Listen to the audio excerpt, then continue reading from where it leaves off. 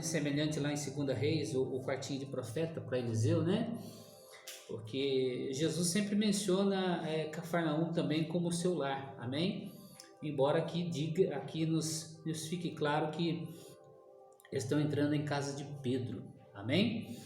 E nem bem eles chegam, eles recebem a visita de cobradores de impostos, né? Observe, meus amados, que já há aproximadamente mais de 2000 anos, né? Essa prática de todo passo que você dá desde que você nasce, você é obrigado a pagar tributos, né? E esse tributo, como a pastora mencionou, que era um tributo anual, embora era um deles, havia vários outros, amém? Este era cobrado para a manutenção do templo, né? Todo o povo judeu tinha como que por obrigação, amados, eles tinham como por obrigação pagar esse imposto de 2 dracmas, né? Então, como foi cobrado Pedro e Jesus, ali havia uma dívida a ser paga de 4 dracmas, ou 2 de dracmas, né? Que é o caso. Então, nem bem eles chegaram em casa, talvez de uma missão, de pregação, de milagres, né? Da aparição lá, né? Da transfiguração no monte. Jesus sempre tinha né? Dava umas, como a gente fala aqui no popular, dava umas fugidas, né? Dava uns perdidos, né? No povo, na multidão, e ia descansar, amados, porque o corpo físico de Jesus Cristo, né? A parte humana de Jesus Cristo cobrava muito isso, amém? É digno isso também de todo aquele que serve no ministério, né? Aquele que é obreiro, todo aquele que ministra, todo aquele que zela pela casa, é presbítero, é diácono, ter um tempo também, tirar um tempo também para descanso, né? Para refrescar a mente, né? E depois voltar renovado para a obra, para o trabalho do Senhor. E eles nem bem chegam, né? Em Cafarnaum, em casa, para descansar, e recebe essa visita, né? Que ninguém gosta de receber cobrador, né? Na porta de casa. Isso é o tópico do que eu vou mencionar hoje, amém, irmãos? A síntese hoje crente não deve escandalizar, amém? É uma mensagem que eu tirei a parte, né, do que o pastor Marcelo ministrou, que Deus colocou no meu coração. Então eles abordam Pedro e Pedro, né? Eles perguntam assim: o vosso mestre paga imposto? Mas eles estavam cobrando Pedro também, amém? E Pedro responde que sim, porque ele naturalmente, né, na índole dele a respeito do seu mestre, ele nunca ia falar assim: não, o meu senhor não paga imposto. O meu senhor, ele é isento, né? Ele não atinou isso aí, né? Porque Jesus realmente era isento. Primeiro, porque o imposto era para o templo, Jesus é o Senhor do templo, amém? Tudo aquilo que foi construído como a casa do Pai, Jesus era o dono, né? Ele não havia porquê de Jesus pagar imposto, amém, irmãos? E segundo também, Jesus é da linhagem de Davi, né? Da casa de Davi, ou seja, foi um dos construtores, né, do templo. Não, embora esse templo esteja nessa atualidade, foi reconstruído por Herodes, tipo assim, uma reforma, né, uma restauração, mas tem essa marca, né?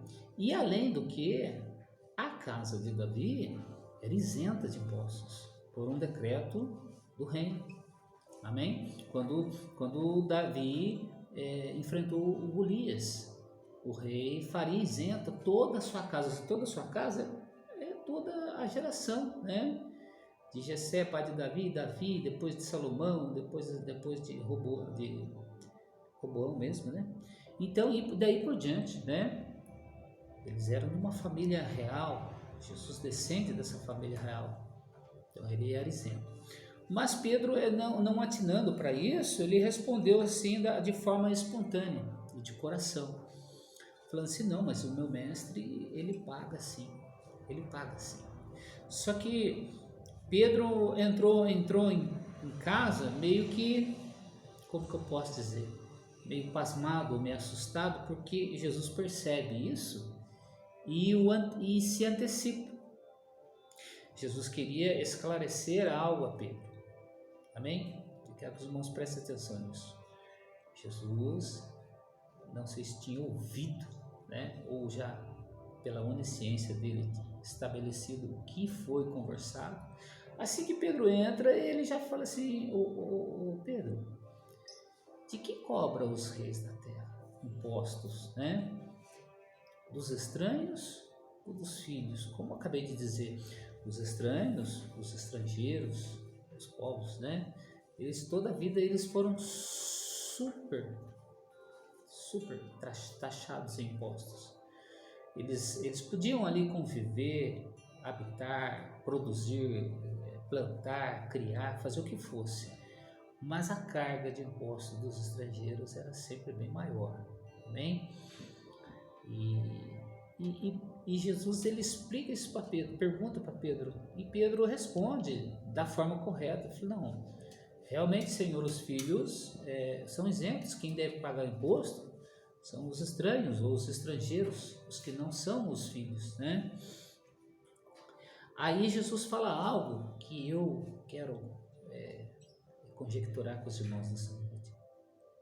Mas, Pedro, para que não os escandalizemos, presta atenção nisso, para que a gente não cometa escândalo. Olha, Pedro, nós estamos justos, nós estamos certos, mas para que a gente não dê margem, amém, para comentário, para falatório, para reclamações, para impugnações. Sabia, irmãos, que é saudável eu e você atinar para essa passagem e meditar nisso? Porque eu creio assim que muitas das vezes, em questões que você estava limpo, você foi falado mal né, por trás, sem você estar presente. Foi cometida alguma injustiça a respeito de alguém, atribuindo você a algo que você não fez. Irmãos, para falar a verdade para vocês, em 17 anos de ministério, já passei por isso inúmeras vezes. Já fui acusado quando eu troquei de carro, e eu era o tesoureiro de uma igreja grande, de que as pessoas olhavam meio desconfiadas e ficavam aquelas piadinhas, essas coisas chatas, né, de que eu estava manipulando e furtando o dízimo da igreja, uma série de coisas, irmãos. Mas o que é o papel do crente, né? É sempre fazer o possível para não escandalizar, né? Porque à medida que a gente combate o mal com o mal, que proveito a gente tira, que ensino a gente mostra, que comportamento, né? Que padrão de comportamento a gente mostra de cristão, a gente mostra como uma referência, né? A nossa vida para diante de alguém que está ali, né? De nós. Se a gente recebe uma afronta e fala no mesmo nível, na mesma altura, se a gente compra e não paga, se a gente aluga um lugar e fica devendo, você imaginou? Eu já passei de vários pontos, né, de aluguéis da igreja, graças a Deus, irmãos, nenhum centavo ficou pendente, nunca, graças a Deus, nenhum tributo, graças a Deus. É bom testemunho que nós temos que dar, é uma referência do reino que a gente representa e que a gente tem que dar, amém? Porque, embora você seja justo, não justifica você igualar a uma pessoa que está mentindo a seu respeito, está querendo te prejudicar, está querendo denegrir a sua imagem. Ah, pastor, mas eu sou assim, eu sou de pavio curto. Tá errado, irmãos, tá errado. Olha bem Pedro, eu quero que vocês olhem para Pedro. Deixa eu explicar uma coisa, a Bíblia nunca foi enfática a respeito de Pedro ser colérico ou ser sanguíneo. Amém? Os textos e a maneira que Pedro se comporta, né, diante dos textos, nos mostra isso. Amém? Que Pedro é uma pessoa de 8 ou 80, né? Aquele que, né, risca a faca mesmo, né? Mas tem uma coisa, irmãos. Tem uma coisa que Pedro, lá em Lucas 5, quando foi a primeira vez que Jesus ensinou Pedro a pescar, né? Porque Pedro achava que sabia, mas num dia que ele teve, né, uma frustração muito grande, ele passou a noite inteira batendo a rede, jogando a rede, talvez tivesse alguma dívida para saldar, no outro dia estava com uma necessidade latente, né, de resolver aquilo. E no outro dia, quando amanhece, ele está na beira da praia, muito triste, né? Muito amuado, lavando as redes, pensando na vida, né? E de repente chega Jesus, fala para ele: Pedro, deixa eu entrar no teu barco, você me empresta o barco, né? Porque para Pedro, o barco dele era a vida dele. Então, traduzindo, Jesus fala para Pedro: deixa eu entrar na tua vida, né? Empresta a tua vida para mim. Deixa que eu, né, conduzo a tua vida. Deixa que eu mostre para você como é melhor se eu entrar no barco da tua vida, né? E Pedro permite que Jesus use o barco para pregar, use o barco para ministrar uma palavra ali na praia, uma bênção, um culto, né, amados? Um culto ali maravilhoso. Imagina Jesus pregando, que bênção, né? Que coisa gloriosa, né? Que devia ser aquele povo ouvindo atentamente. E é assim que termina o culto, né? Assim que termina aquela bênção da ministração, Jesus vai cuidar agora intimamente daquele que estava ali triste, daquele que estava ali desesperançoso, que tinha tido um dia ruim, e já começa a orientar ele assim: Pedro, vai para mais fundo, faze-te ao largo, né? Eu não sei se a tua tradução assim, faze-te ao mar alto, né? Vamos nos afastar um pouco da margem. E o que Jesus Cristo está falando assim para Pedro? Assim, olha, vamos fugir de olhares humanos, porque eu gosto de ter coisas em particular. Amém? Só naquele barco só estava André, que tinha levado Jesus para conhecer Pedro, e Pedro e Jesus. Não eram aqueles barcos grandes, eram barcos pequenos, 5 por 1,80, se não me engano, de largura. Então eram barcos pequenos, né? Pedro era bem de situação, porque a pesca era, né, uma atividade comercial muito lucrativa, mas não era assim para tanto, né? Pedro não era rico, ele não podia ter um barco grande do tamanho de uma escuna ou coisa parecida. Mas nesse mesmo pequeno barco, que faz alusão a mim e a sua vida, né? Às vezes a gente pensa que a gente é a grande coisa, a gente só é grande coisa quando Jesus está dentro de nós, amados irmãos. Amém? Quando nós não temos Jesus, não adianta ter título, não adianta achar que tem poder, não adianta achar que tem glória. Ele, por Ele e dele é toda a honra e toda a glória. E glorioso é se Ele habita no meu e no seu íntimo, se Ele está no comando do barco da nossa vida, amém?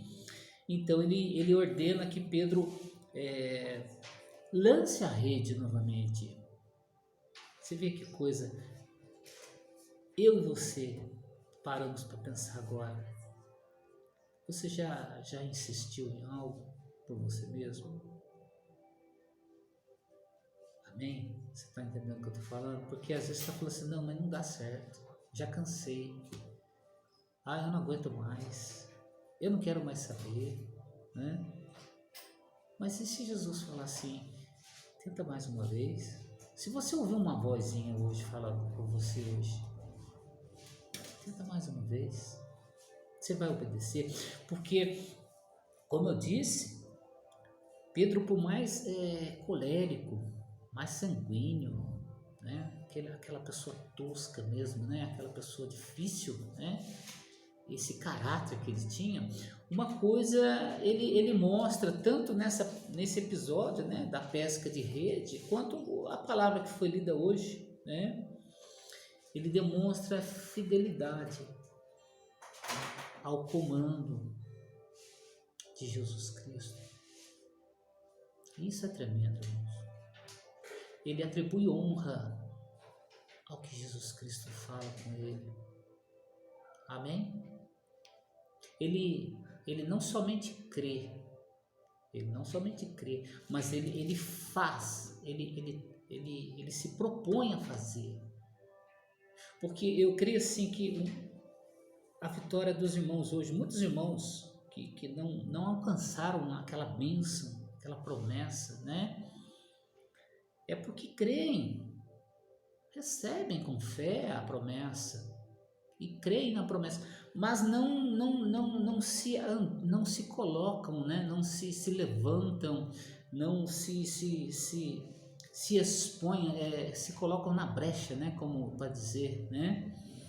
Para ser usado, para que Jesus possa efetivar, eu digo assim, efetivar o milagre, porque da parte do céu já está pronto, concluído, planejado, mas se aqui na terra não ligar com aquilo que está pronto, não vai acontecer, né?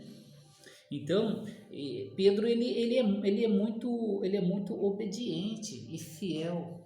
Ele resmungou assim, mas bem de leve, né?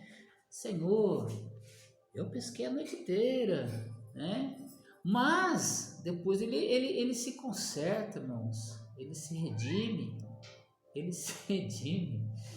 E ele declara assim, mas sobre a tua palavra, eu vou fazer, eu vou obedecer. Oh, meus irmãos, você sabia que quando você, né, honra uma palavra profética ou um profeta, você recebe galardão de profeta?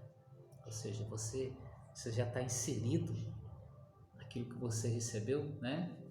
Já é sua, é só tomar posse. Mas a dificuldade hoje eu como líder, né, da igreja, de pessoas, muitas pessoas não atribuem honra ao que eu ministro ou ao que eu aconselho. Nossa, tantas vezes falei para a pessoa assim, não faça assim, é a mesma coisa que falar assim, não, faz assim mesmo, vai lá, lasca mesmo, parte para cima, larga o seu, né, briga de casais, um monte de situações, larga. Se eu tivesse falado assim, eu acho que talvez a pessoa fizesse o contrário, porque quando eu dou o conselho mediante o ensinamento da Bíblia, eu não quero tirar proveito da situação para mim, para nada, eu quero trazer uma palavra segundo o que Jesus também faria, né? Mas muitas pessoas não creem, ou se creem, não se lançam por fazer. Recebem, mas joga aqui no coração de qualquer cantinho aqui e deixa por esquecer, né? Deixa por passar o tempo falando assim, vamos ver no que dá. Irmãos, crente não pode agir assim. Amém? Crente não deve agir assim. Crente tem que ter fé e praticar essa fé, né? E voltando aqui para o contexto, o mesmo Pedro que obedeceu ao Senhor, mesmo tendo batido toda, né, aquela margem, aquela faixa de lago que ele achava que era possível pescar, não tendo pegado nada, ele obedeceu. E eu voltando para a palavra de hoje, Jesus fala para ele assim, Pedro, lança um anzol, lança um anzol. Aí eu fico assim conjecturando, poxa vida, houve um tempo que Pedro era o cara do peixe, né? O peixe de rede era bastante. O comércio, aquilo que ele praticava, aquilo fazia ele prosperar, fazia ele honrar todos os seus compromissos, manter a sua casa, e ainda creio que até sobrava. E agora Pedro, ele entra dentro de casa, aqui não relata, né? O tesoureiro não estava. E se Jesus manda ele ir pescar o anzol, fala para ele assim: o primeiro peixe que você pegar, Pedro, abre a boca dele e você vai achar lá uma moeda. Eu creio assim que naquele momento Pedro estava duro, Pedro estava escasso. Senão ele falou: não, mestre, pode ficar tranquilo, não precisa nem pegar peixe, eu tenho dinheiro aqui, eu pago. Mas essa era uma outra situação. Eu não sei se você já fez esse tipo de comparação, né? Eu já vi pessoas que murmurando, falando assim: antes de eu conhecer Jesus, parece que minha vida era melhor, era mais próxima. Engano de Satanás, querido. Que a maior riqueza que eu e você tem, uma morada no céu com Jesus, isso é valiosíssimo e Satanás quer roubar isso. Então não se perca por nada que existe aqui em volta, achando que antes de você conhecer Jesus, você era mais feliz, você tinha mais dinheiro. Eu só estou fazendo uma comparação, tá bom, queridos? Então atenta para isso. Pedro, ele se vê resignado porque ele não está acostumado a pescar de anzol. O negócio dele era jogar rede, pegar de quantidade. Mas agora ele vê numa situação que Jesus fala para ele assim: olha, esta moeda que você vai pegar é o que basta para que a gente pague a nossa dívida, a minha e a tua. É por mim e por ti. Aleluia. Olha o que Jesus Cristo está falando. Ele tem te abençoado, sim. Você tem achado que é pouco, que é insuficiente, mas Jesus está falando assim: não, por mim e por ti é suficiente, sim. Ah, mas eu precisava de mais, amados. Aprenda a administrar e não reclamar com Deus passos longos que as nossas pernas dão, né? Eu estou falando isso de mim também. Eu sou uma benção com dinheiro, irmão. Eu gasto até o que eu não tenho. E depois eu fico todo enrolado, tudo, né, correndo atrás. Mas eu tô ministrando para mim hoje também que Jesus não tem culpa disso. Foi um erro, uma má condução, uma má administração minha. Mas que Jesus tem provido o suficiente, irmãos. Que basta, né? O necessário. Isso ele tem feito assim, isso eu glorifico o nome dele. Porque ele é bom, queridos. Jesus é bom. Jesus é bom e a misericórdia dele se renova e é eterna. Aleluia. Amém? Então, ele fala para Pedro e Pedro obedece. Sabe, aquele Pedro chatão, aquele Pedro bocudo, aquele Pedro que é difícil, né, de conviver, mas uma pessoa totalmente fiel a Deus, uma pessoa obediente à palavra e uma pessoa que não somente cria, mas ele honrava a palavra que Jesus ministrava no coração dele. Ele já se põe em prontidão para fazer, né? Quando Jesus fala para ele assim: você vai ali no lago, o lago está aqui na frente, joga um anzol. E Pedro fala assim: só se for agora, Senhor. E quantas vezes Jesus já te mandou você, já falou com você: faça algo, filho, vai lançar o anzol. E você está aí, ó, no conforto, no sofá, vem na igreja quando você quer, quando você acha que deve vir, né? Quando você acha que seu organismo está disposto a vir, você não luta, né, contra a sua carne mais, você não guerreia mais, né, contra as suas fraquezas, né? Você sempre se entrega, fala, é assim mesmo, tá errado, não, tá errado, se levanta. Jesus Cristo está falando contigo hoje, porque você deve estar pensando assim, eu gostaria de fazer coisas grandes, né? Ninguém começa fazendo coisas grandes na obra de Deus, tá bom? Eu quero que você entenda isso. Eu comecei olhando o carro, manobrando o carro no estacionamento de uma igreja, com toda alegria, porque eu falei assim, não, e eu recebi essa diretriz do pastor, que era o meu pastor. Falou assim, ajuda lá, e eu fui com muita alegria, tomava chuva, não tinha problema.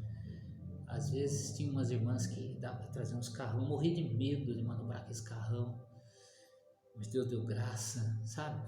Então, irmãos, e começou com coisas pequenas, mas em obediência e fidelidade. Ninguém começa já, eu não cheguei na igreja já chutando o pé, né? Eu sou pastor, não. Deus foi, né, trabalhando. Jesus foi me ensinando, me moldando, me preparando. Pediu que eu estudasse mais e eu fui, apliquei também. Eu tinha vários sonhos. Eu sentado numa cadeira, né, e fazia tempo que eu já tinha terminado o ensino médio. E eu falava com Deus, mas voltar a estudar. Aí eu via pessoas falando assim, não, eu fiz teologia, não, que eu fiz. Eu falei, eu vou fazer. E fui, me levantei, amados. Não foi fácil, 2 anos. 2 anos. Não foi fácil, mas graças a Deus, Deus é bom, né? Deus deu graça, concluí, foi uma bênção.